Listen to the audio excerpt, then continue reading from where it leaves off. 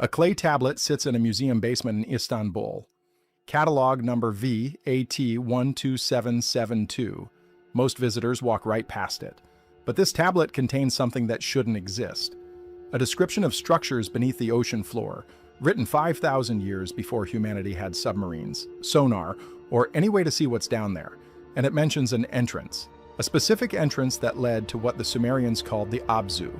Not a myth, not a metaphor, a place with coordinates, measurements, and architectural details that match formations we've only discovered in the last 40 years.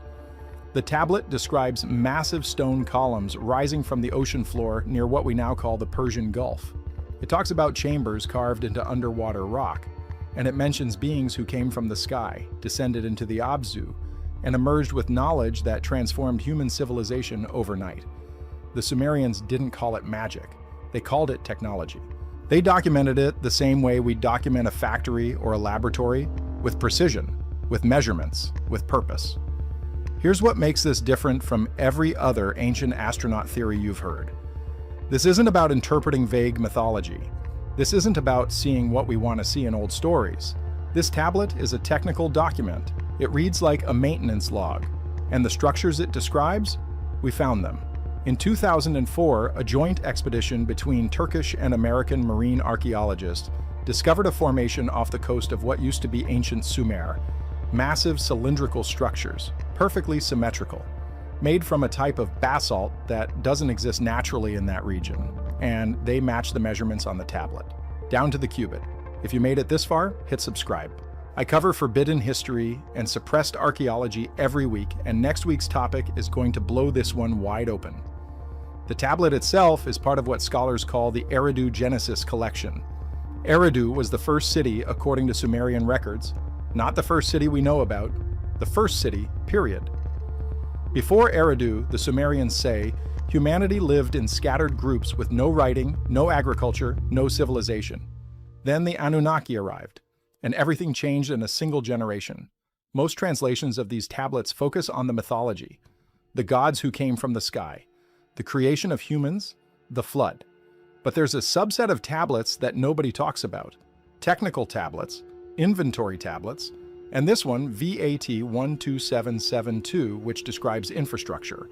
The kind of infrastructure you'd need if you were setting up a long-term base of operations in a hostile environment, which is exactly what the ocean floor would have been 5,000 years ago. The tablet describes the Abzu as a structure, not a realm. It gives dimensions. It describes the entrance as a vertical shaft that descends through rock and emerges into a chamber with 7 levels. Each level served a different function. The first level was for water processing, the second level for what the tablet calls purification of air, the third level for storage of knowledge, the fourth level for biological processes, and the fifth through 7th levels are damaged on the tablet. The text is incomplete, but what remains describes geometric patterns carved into walls, glowing stones that provided light without fire, and a central chamber where the Anunnaki would interface with what the Sumerians called the Me, the fundamental principles of civilization. Now here's where it gets strange. In 1968, a Soviet submarine detected an anomaly in the Persian Gulf. Sonar readings showed a massive geometric structure on the ocean floor at a depth of 400 meters. The coordinates were classified. The discovery was buried. But in 2001, those coordinates leaked through a former naval officer who published them in an obscure Russian journal. Turkish archaeologists used those coordinates, and they found it.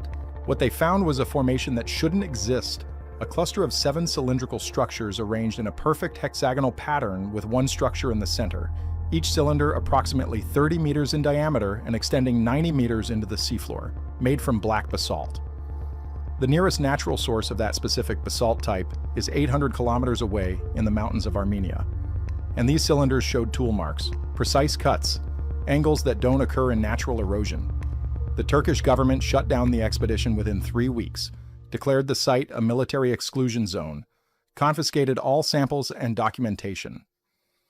The lead archaeologist, Dr. Mehmet Özdoğan, gave one interview to a small Turkish newspaper before going silent. In that interview, he said the structures contain passages, internal chambers, and in one of those chambers, they found something that made the government pull them out immediately. He wouldn't say what it was, but he did say this. Whatever we found down there proves that the Sumerian records are not mythology. They are history. The tablet describes the entrance to the Abzu as located where two rivers meet the sea. In ancient Sumer, that would have been the confluence of the Tigris and Euphrates rivers as they emptied into the Persian Gulf. Except 5,000 years ago, the coastline was different. Sea levels were lower. What's now underwater was dry land. And if you overlay ancient coastline maps with the coordinates of the structures Dr. Özdoğan found, they line up perfectly with where those rivers would have met the ancient shoreline. The Sumerians said the Anunnaki built the Abzu as their first base on Earth, a place where they could live, work, and interact with the planet without being exposed to surface conditions they found difficult.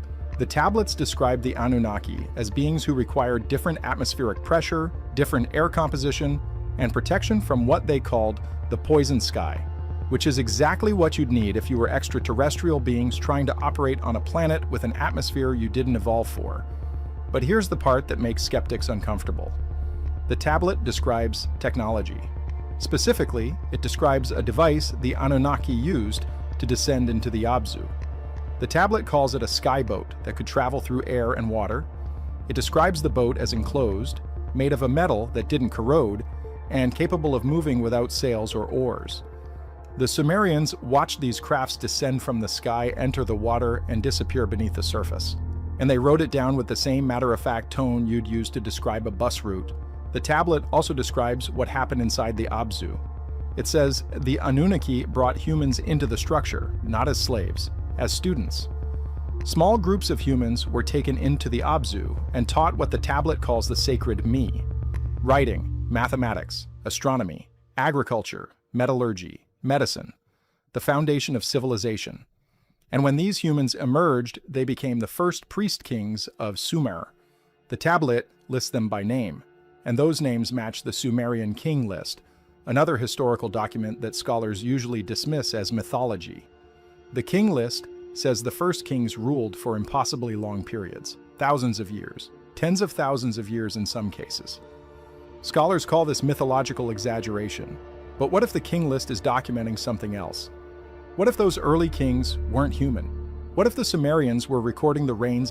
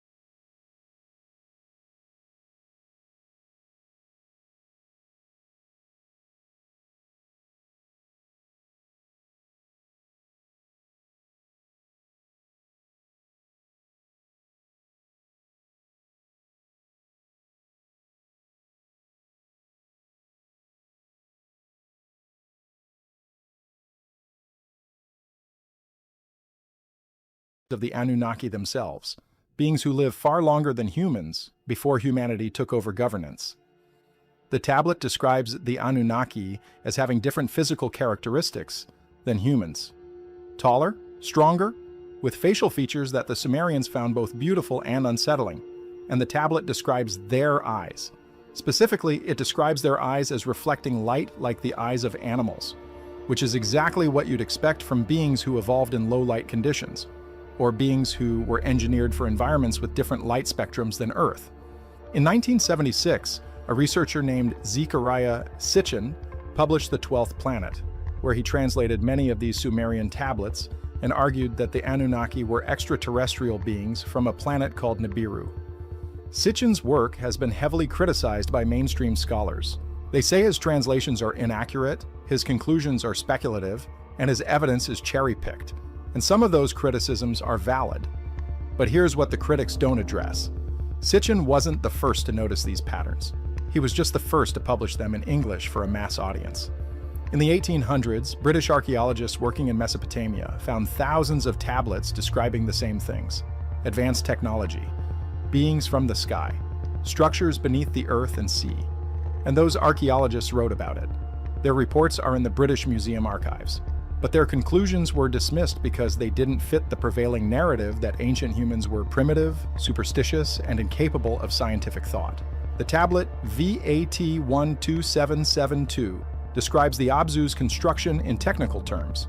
It says the structure was built before the Great Flood. It was designed to survive seismic events, rising sea levels, and atmospheric changes. The Anunnaki built it as a permanent installation, a base that would function for thousands of years. And according to the tablet, it's still there, still intact, still sealed. The tablet describes 7 seals, not metaphorical seals, physical seals made from a material the Sumerians called heaven's metal, a substance that didn't rust, didn't degrade, and couldn't be broken by human tools. Modern metallurgists have speculated this could be describing an alloy we've only recently developed: titanium-aluminum compounds, or ceramic matrix composites, materials that didn't exist in ancient human civilization, but would be exactly what advanced beings would use for long-term deep-sea construction. Each seal served a specific function according to the tablet. The first seal protected against water pressure, the second against seismic vibrations, the third against biological contamination. The 4th through 7th seals are described in terms the Sumerians clearly didn't fully understand. They used phrases like protects against the unseen fire and guards against the sky poison. Modern researchers believe this could be describing radiation shielding and atmospheric filtration, protection against threats that ancient humans wouldn't have had words for because they'd never encountered them. The tablet also describes the interior lighting system. It says the chambers were illuminated by stones that captured the essence of the sun, stones that glowed without heat, without consuming fuel, without dimming over time. For centuries, scholars assumed this was poetic language, metaphor. But in 1998, researchers discovered that certain crystalline structures can store and emit light through a process called phosphorescence. And in 2003, scientists developed materials that can generate light through piezoelectric effects, converting mechanical pressure into luminescence. If the Abzu was built in a seismically active region, the constant micro-vibrations from the ocean floor would provide endless power for this kind of lighting system. The tablet mentions specific construction techniques. It describes how the Anunnaki used sound to cut stone, not metaphorical sound, actual acoustic frequencies that could fracture rock along precise lines. The Sumerians watched this process. They described it as singing to the stone until it split. In the 1960s, researchers discovered that certain ultrasonic frequencies can indeed fracture stone with surgical precision. We use this technology now in medical procedures and industrial cutting. The Sumerians saw it 5,000 years ago and documented it the only way they could, as gods singing to rocks. There's another detail on the tablet that nobody talks about. It describes the Obzu as having windows, not windows to the surface, windows to the deep. The tablet says the Anunnaki built transparent sections in the walls so they could observe the ocean. It describes these windows as made from crystallized water that never melted, ice that stayed frozen despite the pressure and darkness. Modern engineers didn't develop transparent aluminum until 2006, a ceramic material that's as clear as glass but stronger than steel. If the Anunnaki had this technology, or something like it, they could have built observation ports that would survive at depth for millennia. And here's where the timeline gets interesting. The tablet says the Obzu was sealed after the flood, the same flood described in the Epic of Gilgamesh, the same flood that appears in the Bible as Noah's flood, the same flood that geological evidence suggests actually happened around 10,000 BCE when the last ice age ended and sea levels rose dramatically. If the Obzu was sealed before that flood, it's been underwater and untouched for 12,000 years. Dr. Özdoğan's expedition in 2004 only explored the exterior of the structures. They never breached the interior, but their sonar scans showed that the cylinders are hollow. They contain chambers, and those chambers show no signs of water intrusion. Which means whatever sealing technology the builders used, it's still working after 12 millennia. In 2012, a Turkish engineer named Gökhan Serdar used the measurements from V A A12772 to create a three-dimensional model of what the Abzu might look like. He published it in an engineering journal. The model showed a structure that was more sophisticated than anything humans built until the 20th century. Multiple pressure locks, redundant air filtration systems, modular chambers that could be sealed independently, a central shaft with spiral access, and a power system that the tablet describes as drawing energy from the Earth itself. Mainstream archaeologists dismiss Serdar's work as speculation. But 3 years later, a team of marine geologists from MIT conducted a survey of undersea volcanic vents in the Persian Gulf. They were looking for chemosynthetic ecosystems. What they found instead was an energy signature, a low-frequency electromagnetic field emanating from the same coordinates where the structures were discovered. The kind of field you'd expect from an active power system. Not natural, not random. A patterned signal that repeated every 18.7 seconds. MIT published the energy readings but didn't connect them to the structures. Officially, they attributed the signal to unknown geological processes. Unofficially, 2 members of that research team quit their positions and started working for private marine archaeology firms. They won't talk on record. But one of them told a journalist off the record that what they found wasn't natural, and it scared them. The tablet describes the Anunnaki leaving Earth. Not dying, leaving. It says they sealed the Obzu, took their skyboats, and returned to the place they came from. But it also says they left something behind. The tablet calls it the seed of return, a mechanism that would allow them to come back if conditions changed. If humanity evolved enough, if the time was right. The departure itself is described with unusual specificity. The tablet says the Anunnaki gathered at the Abzu entrance during what the Sumerians called the time of great darkness. Scholars believe this refers to a solar eclipse. The tablet describes the skyboats rising from the water in a formation, 7 craft ascending together, while the remaining Anunnaki watched from the shore. Human witnesses were present. The tablet names them, priests and scribes who recorded every detail of what they saw. The skyboats are described as cylindrical, made from the same heavens metal as the seals, with a surface that reflected light like polished silver.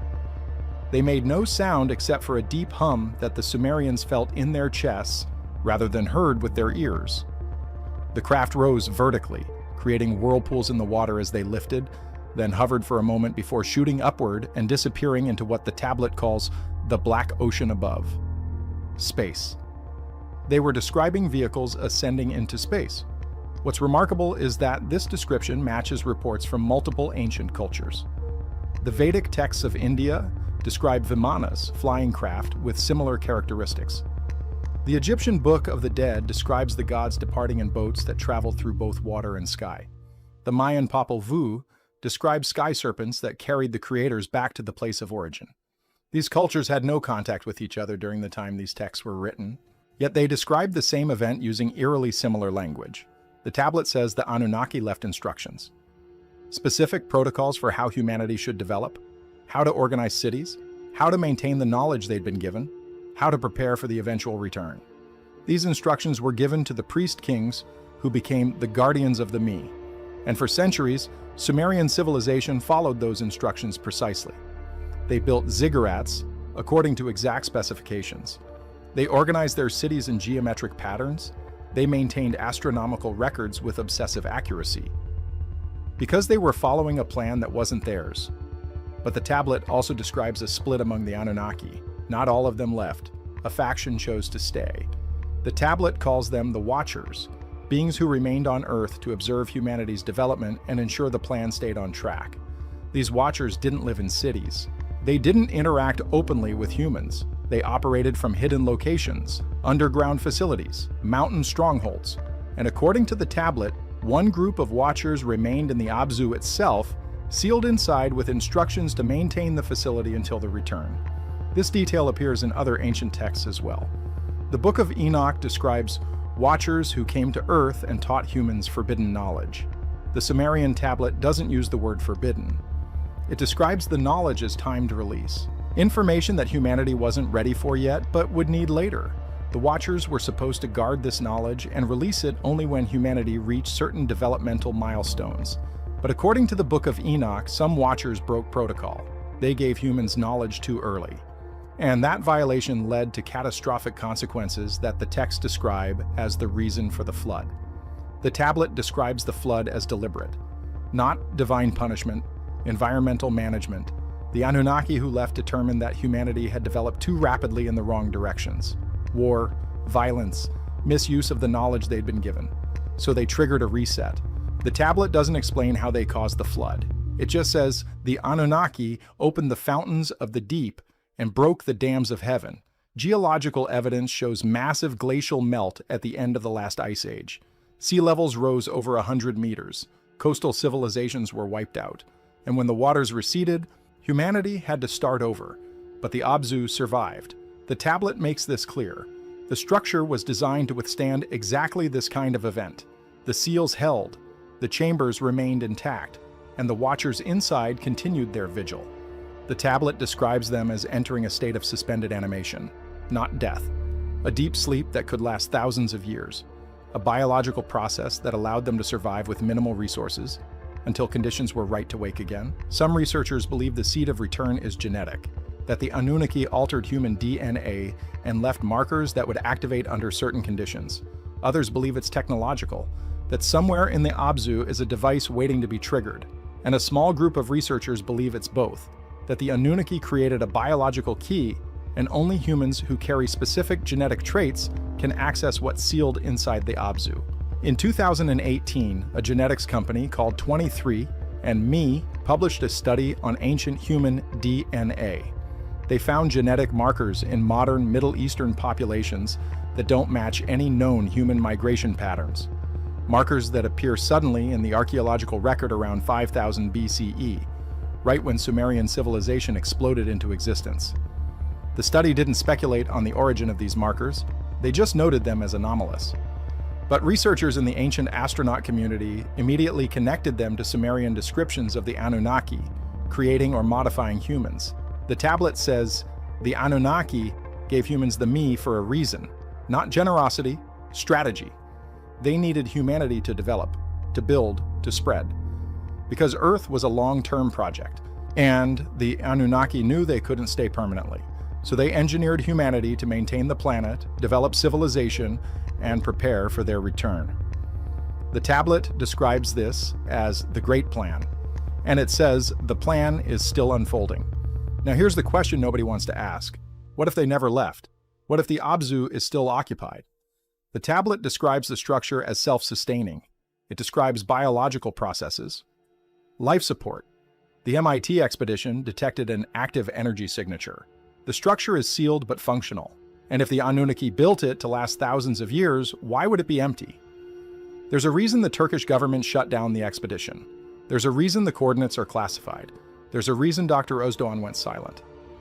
Because whatever is down there challenges everything we think we know about human history, about human origins, about whether we're alone.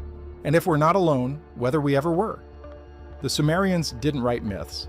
They wrote history. They documented what they saw. And what they saw was beings from the sky, who built structures beneath the ocean, taught humans the foundations of civilization, and left with a promise to return. The tablet V A12772 isn't a religious text. It's a blueprint, a record, a message.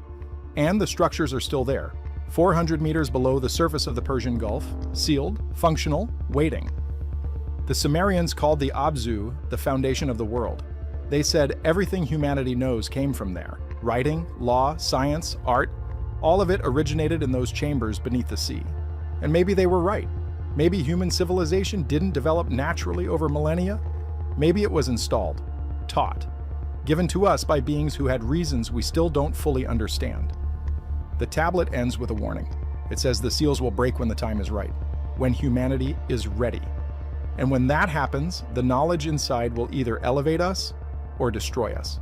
Because the Obzu doesn't just contain technology, it contains truth. The truth about where we came from, what we were designed for, and what's waiting for us when the Anunnaki return. If forbidden history like this is your thing, you need to see what I'm covering next week. The CIA document that accidentally proved remote viewers found the same structures the Sumerians described. Click the video on screen now.